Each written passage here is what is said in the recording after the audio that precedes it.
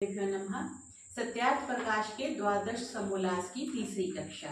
विषय क्या चल रहा है कि महर्षि बौद्ध और जैन मत की विवेचना कर रहे हैं। किसके साथ कंपैरिजन कर रहे हैं? वेद के साथ। हमेशा जो कंपैरिजन होता है एक तो सेम कैटेगरी में होता है। आप कुत्ते के साथ मनुष्य का कंपैरिजन नहीं कर सकते, आप गाय के साथ पक्षी का नहीं कर सकते। एक जाति का होना चाहिए, मीन्स कुछ सिमिलैरिटीज होनी चाहिए, तभी हम कंपैरिजन करते हैं। जैसे हम बहू और बेटी में कंपैरिजन करते हैं, लेकिन हम सास और पोती में कंपैरिजन नहीं करते। ठीक है, तो वहां भी हम सिमिलैरिटी देखते हैं। तो ऐसे ही महर्षि क्या कर रहे हैं कि वेद मत उठाया उन्होंने। वेद का ये सिद्धांत है, ये आइडियल चीज है। जैसे हम बच्चे एग्जाम देने जाते हैं तो हमारे 100 में से मार्क्स आते हैं, तो 100 इज फुल। फिर उसके नीचे जितना आ गया, किसी को हम कह देते हैं ये फर्स्ट डिवीजन आ गई, ये सेकंड डिवीजन आ गई, ये थर्ड डिवीजन आ गई, तो हमने उसके विभाग कर दिए। विभाग किस हिसाब पे किए कि जो 100 के बिल्कुल नजदीक है वो फर्स्ट डिवीजन हो गया, जो 100 के फर्स्ट डिवीजन से थोड़ा पीछे है वो सेकंड हो गया, उससे जो पीछे है वो थर्ड डिवीजन होगी। बिल्कुल ऐसे ही महर्षि कंपैरिजन कर रहे हैं कि 100 इज वेद, वेद के नीचे जो है वो इसको फर्स्ट डिवीजन कह सकते हैं, फिर उसके नीचे, फिर उसके नीचे। इस तरह से अलग अलग सिद्धांत को उठा के बहुत बारीकी से महर्षि विवेचन कर रहे हैं। और किसके साथ? उन्हीं का उठा के, ये अपने मत से नहीं। जैसे जैन मत की पुस्तक उठा ली, चारवाक की उठा ली, बौद्ध मत की उठा ली, फिर उनकी पुस्तक में क्या लिखा हुआ है और हमारे वेद में क्या लिखा हुआ है, फिर उसका कंपैरिजन कर रहे हैं। आज हम यहां से प्रारंभ कर रहे हैं। जो मेरे पास पुस्तक है उसमें 283 पृष्ठ से प्रारंभ कर रहे हैं। इन्होंने 11 श्लोक दिए हैं। विवेक विलास ग्रंथ में बौद्धों का इस प्रकार का मत लिखा है। तो महर्षि ने ये विवेक विलास ग्रंथ का रेफरेंस देते हुए 11 इन्होंने जो उनके श्लोक है वो लिखे हैं, फिर उनकी व्याख्या कर रहे हैं। ये व्याख्या जो है वो बौद्ध के अनुसार है, ये सैद्धांतिक नहीं है, वेद के अनुसार नहीं है। पहले में क्या कह रहे हैं कि बौद्धों का सुगत देव बुद्ध भगवान, पूजनीय देव, जगत क्षणभंगुर, आर्य पुरुष और आर्य स्त्री तथा तत्वों की आख्या संज्ञा आदि प्रसिद्धि, ये 4 तत्व बौद्धों में मंतव्य पदार्थ हैं। महर्षि ने एक स्वमंतव्य प्रकाश पुस्तिका भी लिखी है, छोटी सी पुस्तिका भी लिखी है। तो यहाँ पे ये कह रहे हैं 4 बौद्धों में मंतव्य हो गए। कौन से? बुद्ध भगवान पूजनीय देव हो गए, जगत क्षणभंगुर हो गया, और आर्य पुरुष और आर्य स्त्री और तत्वों की आख्या, ये 4 मंतव्य है। फिर दूसरे का कह रहे हैं इस विश्व को दुख का घर जाने, तदंतर समुदय अर्थात उन्नति होती है और मार्ग इनकी व्याख्या क्रम से सुनो। मतलब इस संसार को जो बौद्ध लोग हैं वो दुख का घर मानते हैं। फिर तीसरे में कह रहे हैं संसार में दुख ही है जो 5 स्कंद पूर्व कह आए हैं उनको जानना। चौथे में 5 ज्ञानेंद्रियां, उनके शब्द आदि विषय, 5 मन बुद्धि अंतःकरण धर्म का स्थान, ये 12 है, मतलब 12 चीजों को मानते हैं। फिर छठे में क्या कह रहे हैं?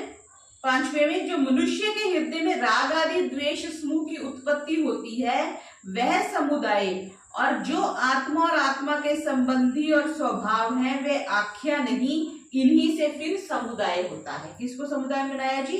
राग द्वेष जो मन में उत्पन्न होते हैं और आत्मा के संबंधी जो स्वभाव है उनको इन्होंने एक समुदाय कह दिया। फिर कहा कि सब संसार जो है क्षणिक है, बस है और खत्म, है और खत्म।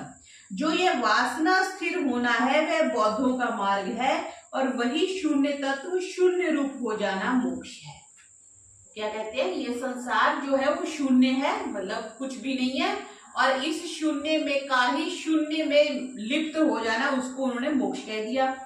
फिर कह रहे हैं बौद्ध लोग प्रत्यक्ष और अनुमान 2 ही प्रमाण मानते हैं। हम कितने प्रमाण मानते हैं जी? हमारे वैदिक सिद्धांत में 4 प्रमाण माने गए हैं। कौन कौन से? प्रत्यक्ष प्रमाण, अनुमान प्रमाण, उपमान प्रमाण और शब्द प्रमाण, ये 4 प्रमाण माने जाते हैं, जो कि न्याय दर्शन में जिसकी व्याख्या आती है।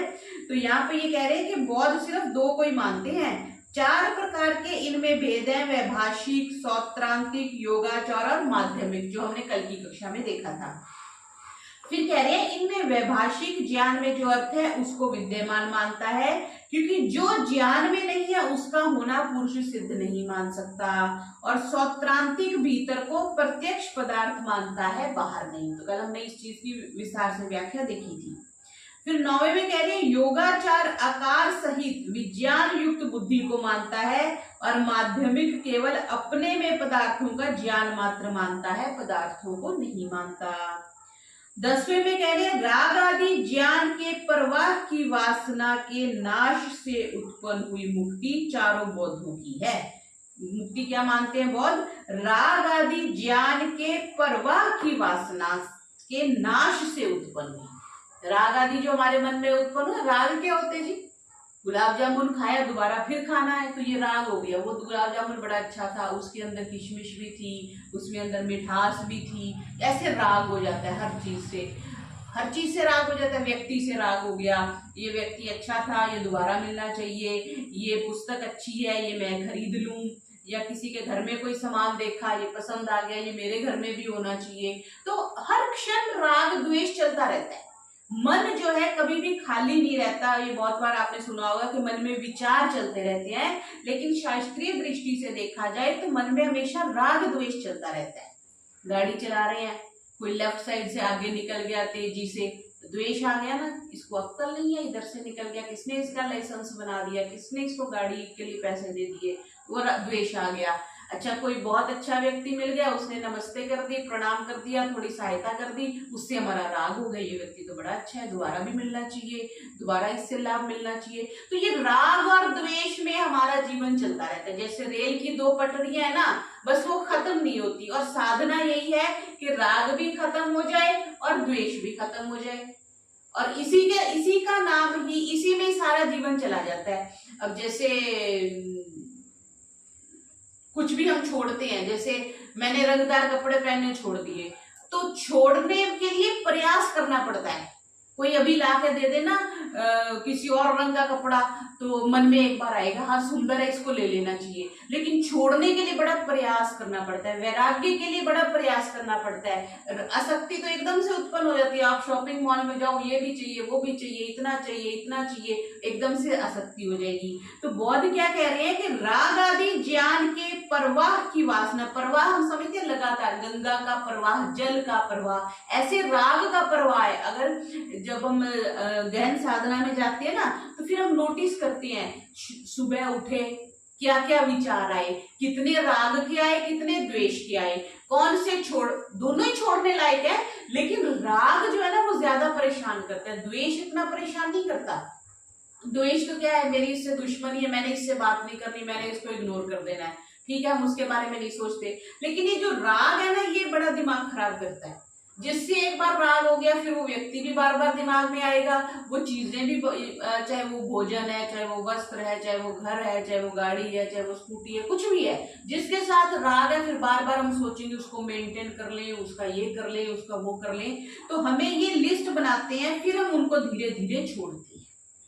फिर कह रहे हैं मृग आदि का चमड़ा, कमंडल, मूंड मुंडाए, वल्कल वस्त्र, पूर्वाह्न अर्थात 9 बजे से पूर्व भोजन, अकेला ना रहे, रक्त वस्त्र का धारण, यह बौद्धों के साधुओं का वेश है।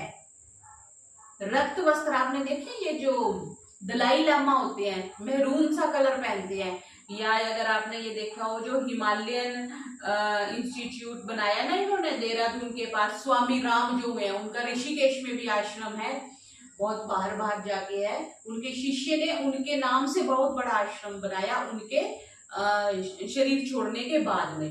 तो स्वामी राम भी मेहरून कलर पहनते थे। मेहरून कलर मैं आपको दिखाऊं, ये वाला कलर, ठीक है, इस कलर का वो पहनते हैं। और दलाई लामा जो होते हैं, अगर आपने नोटिस किया हो, ये जो धर्मशाला में अक्सर मिलते हैं, धर्मशाला में इनका कुछ बौद्धों का है, तो ये वो बता रहे हैं रक्त वस्त्र, मतलब रेड नहीं है जो हमारे सन्यासी साधु लोग पहनते हैं, ये वो रेड नहीं है, मेहरून सा कलर जो मैंने अभी दिखाया वो है, यह बौद्धों का वेश है। फिर अब इसका उत्तर महर्षि दे रहे हैं सैद्धांतिक पक्ष से। वो क्या कह रहे हैं कि जो बौद्धों का सुगत बुद्ध ही देव है, तो उसका गुरु कौन था? वो बौद्ध भगवान बुद्ध है ना, उनके मंदिर में जाओ, भगवान बुद्ध की मूर्ति होती है। तो कह रहे हैं कि उनका गुरु कौन था, पहली बात। फिर जो विश्व क्षण भंगुर हो तो चिरदृष्ट पदार्थ का यही वह है, ऐसा स्मरण ना होना चाहिए। इसकी बात हमने कल मैंने रखी थी कि हमें पुनः स्मृति आती है, एक व्यक्ति को हम दूसरी बार मिलती है तो हमें समझ में आ जाता है ये व्यक्ति था जिसको मैं पहले मिला था। तो महर्षि यहाँ पे कह रहे हैं कि अगर ये क्षण भंगुर है, अभी वस्तु है, अभी समाप्त होगी, तो वो व्यक्ति तो उसी क्षण समाप्त हो गया। जब हम दोबारा उसको मिलते हैं तो कैसे कह देते हैं कि वे व्यक्ति है जिसको मैं कल मिला था, ऐसा स्मरण ना होना चाहिए। जो क्षण भंग होता तो पदार्थ ही नहीं रहता, फिर तो खत्म हो जाए, पुनः स्मरण किसका हो। जो क्षणिकवादी बौद्धों का मार्ग है तो इनका मोक्ष भी क्षण भंग होगा। जब ये कह रहे हैं सब कुछ क्षणिक है तो अगर इनका मोक्ष भी तो क्षण में होगा, क्षण में मुक्ति हुई, क्षण में फिर बंधन में आ गए। जो ज्ञान से युक्त अर्थ द्रव्य हो तो जड़ द्रव्य में भी ज्ञान होना चाहिए। ज्ञान से युक्त अर्थ जो द्रव्य हो तो जड़ द्रव्य में भी ज्ञान होना चाहिए। अच्छा, ये कह रहे हैं किसी भी जो द्रव्य में जो ज्ञान हो, ज्ञान जो उसके साथ अटैच्ड है, तो महर्षि कह रहे हैं कि फिर जैसे ये पेंसिल है तो पेंसिल में भी ज्ञान होना चाहिए। इसको सर्दी गर्मी लगनी चाहिए, इसको पता लगना चाहिए किसके हाथ में है, कौन सी पुस्तक पढ़ रही हूँ, लेकिन इसको ज्ञान तो नहीं होता। फिर कह रहे हैं जो इसलिए ज्ञान में अर्थ का प्रतिबिंब सा रहता है। जो भीतर ज्ञान में द्रव्य हो, बाहर ना होना चाहिए, वह चालन आदि क्रिया किस पर करता है। मतलब अगर बाहर कोई पदार्थ नहीं है, सिर्फ अंदर ही अंदर, कल हमने देखा था ना, एक मत ये मानता है कि बाहर पदार्थ है और क्षणिक है, दूसरा कहते हैं बाहर पदार्थ है ही नहीं, सिर्फ अंदर ज्ञान हो रहा है। तो उसकी बात कह रहे हैं कि सिर्फ अंदर अगर ज्ञान हो रहा है तो चालन आदि क्रिया किस पर करता है। अगर कुछ एग्जिस्ट ही नहीं करता, धरती एग्जिस्ट करती है, धरती पे हम चलते हैं, सूर्य देखते हैं, सब कुछ प्रत्यक्ष है हमारा, भला जो बाहर दिखता है वो मिथ्या कैसे हो सकता है। हमें जो सब कुछ सामने दिख रहा है वो झूठा तो नहीं हो सकता। जो आकार से सहित बुद्धि होवे तो दृश्य होना चाहिए, दिखना चाहिए हमें। जो केवल ज्ञान ही हृदय में आत्मस्थ होवे तो बाह्य पदार्थों को केवल ज्ञान ही माना जाए, तो जे पदार्थ के बिना ज्ञान नहीं हो सकता। जे पदार्थ जिसको जाना जाता है, जैसे मोबाइल है, जैसे टैबलेट है, जैसे पुस्तक है, ये जे पदार्थ कही जाती है। जो वासना छेद ही मुक्ति है तो सुषुप्ति में भी मुक्ति माननी चाहिए। वासना का खत्म हो जाना, वासना मीन्स इच्छा, वासना को हम गलत सेंस में लेते हैं। वासना का मतलब कोई भी इच्छा आपकी है, अगर इच्छाओं का नष्ट हो जाना ही मुक्ति है। तो जब हम सो जाते हैं तब तो कोई हमारी इच्छा नहीं होती, सोए पड़े दिल करता है, जागते हैं तब दिल करता है कि भूख लगी है, प्यास लगी है, ठंड लग रही है, सर्दी है, गर्मी है। अगर आप बहुत सुषुप्ति गहरी निद्रा, गहरी निद्रा में कुछ नहीं पता होता, सुबह उठ के ही आप देखते हो कि हाँ कौन सा कमरा है, कहाँ सो रहा हूँ, क्या है। तो कह रहे तो इसलिए सुषुप्ति में भी मुक्ति मान लेनी चाहिए। ऐसा मानना विद्या से विरुद्ध होने के कारण तिरस्करणीय है, ऐसा तो नहीं हो सकता। इत्यादि बातें संक्षेपतः बौद्ध मतस्थों की प्रदर्शित की। अब बुद्धिमान विचारशील पुरुष अवलोकन करके जान जाएंगे कि इनकी कैसी विद्या है और कैसा मत है। इसको जैन लोग भी मानते हैं। यहाँ से आगे जैन मत का वर्णन है। ठीक है जी, यहाँ तक बौद्ध मत का उन्होंने बता दिया कि ये इनके सिद्धांत हैं और ये मानते हैं जो कि स्वीकारने नहीं है। अब आगे जैन मत का बता रहे हैं। जैन मत के बहुत से मंदिर मिलते हैं, अगर आप जाओगे ना तो मूर्तियां उनकी होती हैं और वो और कुछ श्रृंगार वगैरह नहीं करते, जैसे अपने दूसरे मंदिरों में होता है ना, श्री कृष्ण जी हैं तो उनके वस्त्र पहनाएंगे, श्री राम जी हैं तो वस्त्र है, आभूषण है। तो जैन और बौद्धों के मत में कोई श्रृंगार नहीं होता, बस पत्थर की मूर्ति होती है। तो कह रहे हैं जैन मत का वर्णन है प्रकरण रत्नाकर भाग 1, ये पुस्तक का नाम भी महर्षि दे रहे हैं। नए चक्र सार में निम्नलिखित बातें लिखी हैं, जो लिखी है उसकी चर्चा कर रहे हैं। बौद्ध लोग समय समय में नवीनपन से आकाश, काल, जीव, पुद्गल ये 4 द्रव्य मानते हैं। और जैनी लोग धर्म आस्तिकाय, धर्म अस्तिकाय, आकाश अस्तिकाय, पुद्गल अस्तिकाय, जीव अस्तिकाय और काल, इन 6 द्रव्यों को मानते हैं। हम जो द्रव्य मानते हैं इसकी विस्तार से चर्चा वैशेषिक दर्शन में आती है। जब वैशेषिक दर्शन पढ़ेंगे तो हम उसकी चर्चा करेंगे। तो ये लोग जैनी, बौद्ध लोग 4 को मानते हैं और जैनी लोग 6 द्रव्यों को मानते हैं। इनमें काल को आस्तिकाय नहीं मानते और किंतु ऐसा कहते हैं कि काल उपचार से द्रव्य है, वस्तुता नहीं। और जो धर्म को मानते हैं उनकी भिन्न व्याख्या है। अधर्मास्ति कहे गए थे स्थिरता से परिणामी हुए जीव और पुद्गल की स्थिति के आश्रय का हेतु। इन्होंने उसकी व्याख्या करी है जो जैन मत वाले मानते हैं। इसकी समीक्षा क्या कर रहे हैं अब कि जो बौद्धों ने 4 द्रव्य प्रति समय में नवीन नवीन माने हैं वे झूठे हैं, क्योंकि आकाश, काल, जीव और परमाणु ये नए या पुराने कभी नहीं हो सकते। आकाश कभी पुराना हुआ, जैसे मैंने कल बात रखी थी, हमने कभी कहा कि आज सूर्य नया उत्पन्न हो गया, नहीं, वही सूर्य है। ऐसी आकाश वही है, काल वही है, ठीक है जी, और जीवात्मा वही है, और परमाणु भी सेम है। परमाणु भी कभी नष्ट नहीं होता, वही होता है, मतलब वो परमाणु इस नित्य, परमाणु को नित्य मानते हैं हम। अणु नित्य है, ये भी न्याय दर्शन में व्याख्या थी, बड़ी लंबी चर्चा चलती है, उसमें भी अणु को नित्य माना गया। तो वही महर्षि कह रहे हैं आकाश, काल, जीव और परमाणु ये नए और पुराने कभी नहीं हो सकते, क्योंकि नित्य है। जो चीजें नित्य, जो बदलती नहीं है, वो पुरानी नहीं थोड़ी होंगी, क्योंकि ये अनादि और कारण रूप से अविनाशी है। पुनः नया और पुरानापन कैसे घट सकता है? और जैनियों का मानना भी ठीक नहीं, क्योंकि धर्म अधर्म द्रव्य नहीं किंतु गुण है। द्रव्य क्या होता है जी? ये पेंसिल एक द्रव्य है, काला रंग इसमें गुण है, ठीक है जी। ये मेरा वस्त्र सफेद है, वस्त्र द्रव्य है यानी कि गुणी है, और इसका गुण क्या है? श्वेतपन, क्या उसको बोलते हैं, व्हाइट कलर जो है, ये इसका गुण है। गुण हमेशा गुणी में रहता है, गुण कभी हवा में नहीं रहता, ठीक है जी। आप हलवा खा रहे हो तो हलवे में मिठास गुण है, ठीक है। मिठास ऐसे स्वतंत्र नहीं रहती, या वो आम में रहेगी, या मिठाई में रहेगी, या हलवे में रहेगी। तो इसी तरह से कह रहे हैं महर्षि कि धर्म अधर्म जो है वो द्रव्य है, गुण नहीं है। सॉरी, धर्म और अधर्म जो है वो द्रव्य नहीं है, गुण है।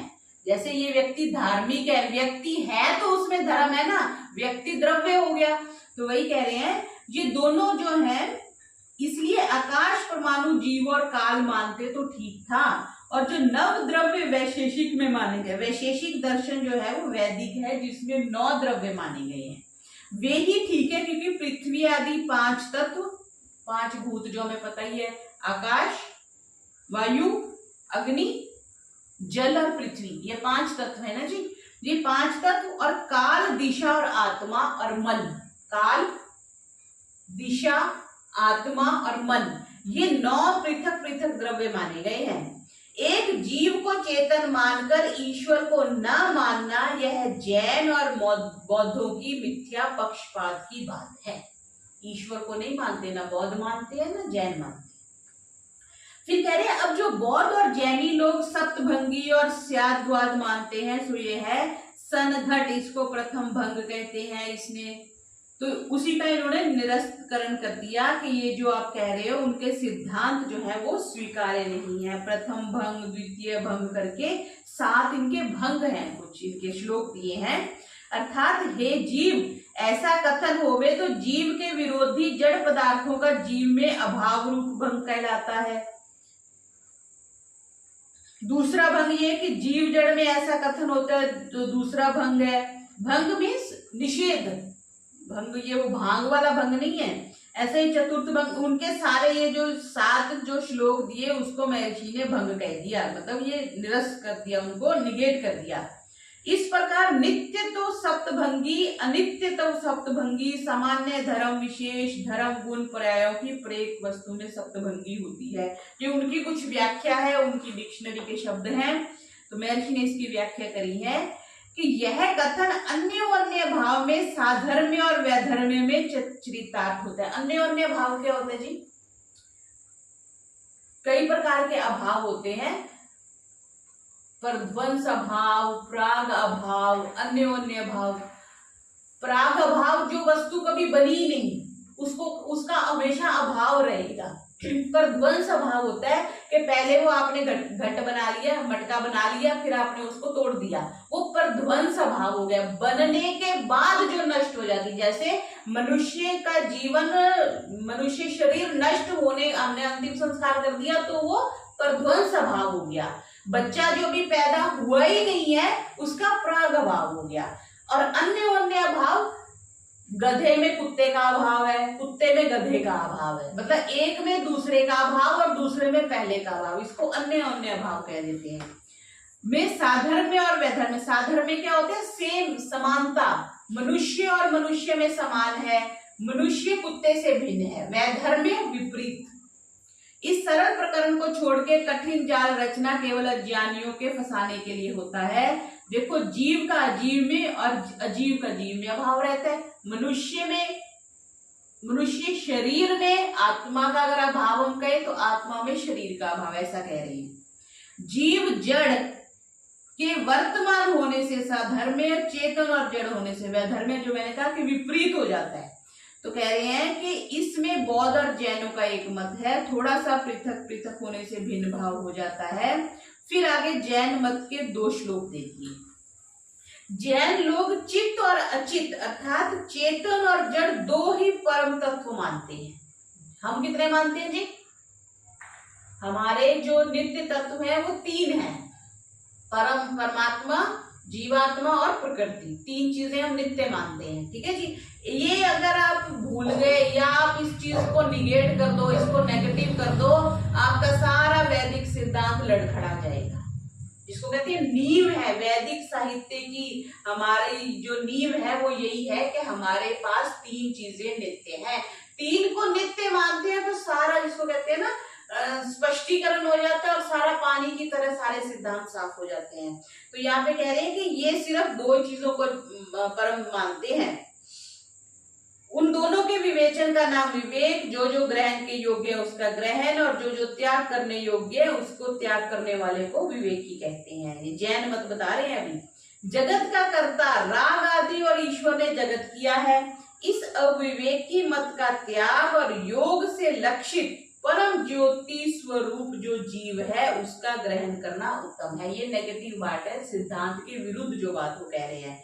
वो परम ज्योति स्वरूप जो जीव है, बस जीव को वो सर्वोत्तम मानते हैं, आत्मा को। अर्थात जीव के बिना दूसरा चेतन तत्व ईश्वर को नहीं मानते। कोई भी अनादि सिद्ध ईश्वर नहीं है, ऐसा बौद्ध जैन लोग मानते हैं। तो इसलिए बौद्ध और जैनों को क्या कहते हैं जी? हम नास्तिक कहे जाते हैं। क्यों? एक तो वेद को नहीं मानते, दूसरा ईश्वर को नहीं मानते। अब जो बौद्ध लोग हैं, आगे शायद विस्तार आएगा, बौद्ध लोग जो हैं वो आत्मा को भी नहीं मानते। जैन लोग जो है वो आत्मा को तो मानते लेकिन परमात्मा को नहीं मानते। फिर कुछ आगे महर्षि बता रहे हैं कि इसमें राजा शिव प्रसाद जी इतिहास तिमिर नाशक ग्रंथ में लिखते हैं कि इनके 2 नाम है, एक जैन और दूसरा बौद्ध। ये प्रायवाची है, परंतु बौद्धों में वाम मार्गी मध्य मांसाहारी बौद्ध है। उनके साथ जैनियों का विरोध, परंतु महावीर और गौतम गंधर है, उनका नाम बौद्धों ने बुद्ध रखा है, जैनियों ने गंधर और जिनवर रखा है। इसमें जिनकी परंपरा जैन मत है, उन राजा शिव प्रसाद जी ने अपने इतिहास तिमिरनाशक ग्रंथ के 3 खंड में लिखा है कि स्वामी शंकराचार्य से पहले जिनको हुए कुल 1000 वर्ष के लगभग हैं, सारे भारतवर्ष में बौद्ध और जैन मत फैला हुआ था। मतलब आदि शंकराचार्य जी से 1000 वर्ष पूर्व पूरे भारत में बौद्ध और जैन मत जो था वो फैला हुआ था। इस पर नोट कुछ कह रहे हैं कि बौद्ध कहने से हमारा आश्रय उस मत से है जो गौतम स्वामी के समय तक वेद विरुद्ध सारे भारतवर्ष में फैला रहा, जिसको अशोक और संप्रति महाराज ने माना। अशोक ने भी बौद्ध धर्म अपना लिया था ना, कब अपनाया था जी? कलिंग के युद्ध के बाद जो महाराजा अशोक थे उन्होंने बौद्ध धर्म को अपना लिया था। इसकी एक ये भी चर्चा चलती है कि वो शायद युद्ध में हार गए थे या हारे नहीं थे, उनको जीतना संभव लग रहा था, इसलिए उन्होंने अहिंसा को अपना लिया था। कुछ ऐसी भी एक चर्चा मिलती है। जैन उससे बाहर किसी तरह नहीं निकल सकते। जिन जिससे जैन निकला है, बुद्ध जिससे बौद्ध निकला है, दोनों पर्यायी शब्द हैं। पर्यायवाची हम समझते हैं, सेम अर्थ वाले। कोश में दोनों का अर्थ एक ही लिखा है और गौतम दोनों को मानते हैं। तो ऐसी बात कि उनके समय में एक ही मत रहा होगा। हमने जो जैन ना लिखकर गौतम के मत वालों को बौद्ध लिखा है, उसका प्रयोजन केवल इतना है कि उनको दूसरे देश वालों ने बौद्ध के नाम से लिखा है। ये महर्षि अपना स्पष्टीकरण दे रहे हैं। फिर कोई ग्रंथ है अमरकोश। अमरकोश में कुछ लिखा है, कितने? अमरकोश के कांड 1 के 1 वर्ग के 8 से 10 श्लोक का वर्णन कर रहे हैं कि बुद्ध जिन बौद्ध और जैन एक नाम है या नहीं, क्या अमर सिंह भी बुद्ध जैन के एक लिखने में भूल होगी? तो ऐसा कह रहे हैं कि बौद्ध और जो जैन है पर्यायवाची है, मतलब इनका जो सिद्धांत है वो मिलते जुलते हैं। फिर जैन लोग कहते हैं कि जीव ही परमेश्वर हो जाता है, ठीक है जी, जीव ही परमेश्वर हो जाता है, इसको अंडरलाइन करेंगे। जैनी लोग ऐसा मानते हैं और अपने तीर्थकरों को ही केवल मुक्ति प्राप्त और परमेश्वर मानते हैं, अनादि परमेश्वर नहीं मानते, ठीक है जी। जो जैन है वो बोलते हैं जो हमारे सक्सेसर हैं, जो बड़े लोग हुए हैं, वो ही परमेश्वर बन जाते हैं, अलग से परमेश्वर को नहीं मानते। सर्वज्ञ, वीतराग, केवली, तीर्थकृत, इन 6 नास्तिकों के देवताओं के नाम हैं। और फिर और कुछ ग्रंथ की व्याख्या लिख रहे हैं। तो इस तरह से ये बताना चाह रहे हैं महर्षि कि जो जैन लोग हैं वो अपने गुरुओं, तीर्थकर जिनको कहते हैं, उन्हीं को ही समझते हैं कि ये कन्वर्ट होके परमात्मा बन जाते हैं। एक बात इन्होंने ये प्रत्यक्ष कर दी। फिर आगे कह रहे हैं कि जो तुम प्रत्यक्ष पदार्थ है उनको मानते हो कि नहीं, ऐसा महर्षि अगर पूछे तो जैसे कान से रूप और चक्षु से शब्द का ग्रहण नहीं हो सकता, आंख से हम शब्द नहीं सुन सकते, कान से हम देख नहीं सकते, वैसे अनादि परमात्मा को देखने का साधन क्या है जी?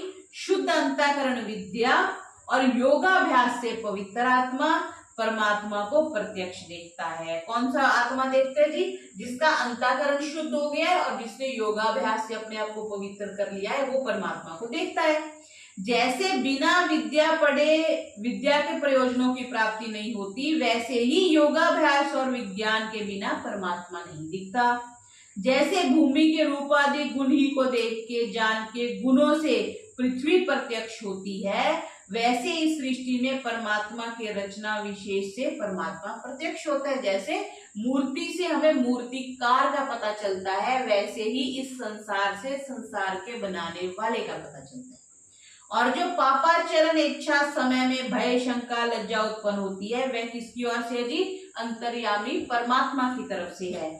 इससे भी परमात्मा प्रत्यक्ष होता है, अनुमान के होने में क्या संदेह हो सकता है? ठीक है जी। पाप आचरण के समय जो भय, शंका, लज्जा होती है वो किसकी तरफ से है जी? परमात्मा की तरफ से है कि भाई ऐसा गलत काम मत करो। चोर चोरी कब करता है जी? सबके सामने थोड़ी करता है, रात्रि में करता है, छुप के करता है, फिर बताता नहीं है। तो अनुमान में संदेह नहीं होना चाहिए, क्योंकि ये जो अंदर भावना आ रही है ये उससे आ रही है। और प्रत्यक्ष अनुमान के होने से आगम प्रमाण भी नित्य अनादि सर्वज्ञ ईश्वर का बोध होता है, इसलिए शब्द प्रमाण भी ईश्वर में है। हम परमात्मा को अनुमान से सिद्ध करते हैं, ठीक है जी। कोई आपको सीधा बोले तो परमात्मा कैसे सिद्ध होता है जी? प्रत्यक्ष तो होता ही नहीं परमात्मा का। कोई कहे जी आज मेरे घर में पूजा है, परमात्मा आए थे, ऐसा नहीं है। वो भजन भले ही ये बना देते हैं, राम आएंगे, वो अलग बात है, लेकिन परमात्मा प्रत्यक्ष थोड़ी ना होता है। परमात्मा का प्रत्यक्ष सिर्फ समाधि में होता है, ठीक है जी। और फिर क्या कहा?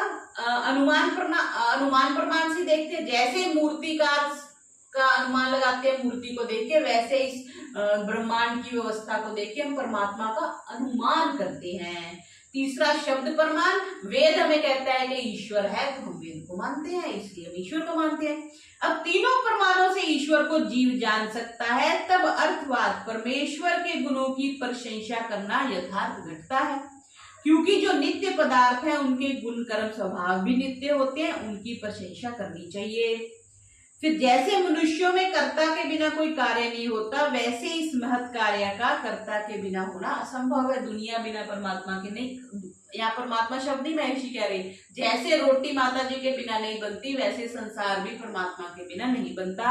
आप उसको परमात्मा मत कहो, आप उसको ईश्वर कह लो, ईश्वर मत कहो, कोई और नाम दे दो, लेकिन कोई ना कोई एक सत्ता तो है।